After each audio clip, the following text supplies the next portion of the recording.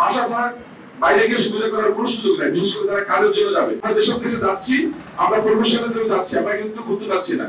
অবশ্যই ইংরেজি ভাষা সব জায়গায় চলবে, পাশাপাশি জাপান কিন্তু ইংরেজি বলে না, কিন্তু ওরা জাপানিজ ভাষায় কথা বলে।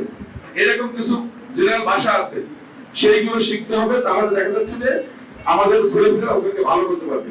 ভাষা ছাড়া বাইরে গিয়ে সুবিধা করার কোনো সুযোগ নাই, বিশেষ করে যারা কাজের জন্য যাবে। আমাদের বাংলাদেশের বহু প্রফেসর, খুলনা বিশ্ববিদ্যালয়ের অসংখ্য প্রফেসর দেখছি তারা জাপান বিশ্ববিদ্যালয় থেকে পড়াশোনা করে আসছে এবং পিএইচডি করছে, ফ্রি স্কলারশিপ পাচ্ছে। ভাষা শিখতে পারলে ওখানকার স্কলারশিপ, ওখানকার সুযোগ সুবিধা অনেক বেশি এবং মোস্টলি তারা ভালো করছে, কিন্তু অনেকে ওখানে সেটেল হয়ে গেছে। কিন্তু তো আমি সবাইকে বলবো যে আজকের এই আয়োজনের মূল উদ্দেশ্য হচ্ছে একটা মানে ফুড স্টেপ তৈরি করা, যাতে আমরা মানে আগে যেতে পারি। আমাদেরকে একটা জায়গায় আসতে হবে, ওনাদের আসার মতো পরিবেশ নিয়ে আসতে হবে। আমাদের প্রধানমন্ত্রী আসতে পারে যে না, এই উপকূলের মানুষ এতগুলো বাইরে যাচ্ছে, so I must work to encourage them. নগদ নিয়ে এলো হার না মানা হার অফার। সর্বনিম্ন 10,000 টাকা রেমিটেন্স নগদে পাঠালে থাকছে স্বর্ণের হার জেতার সুযোগ।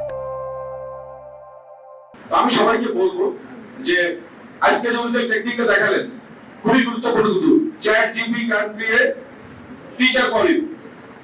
সকালবেলায় আধা ঘন্টা, রাতের বেলা আধা ঘন্টা, উনি প্রথমে ইংলিশ সাথে বলতে পারে দিচ্ছেন।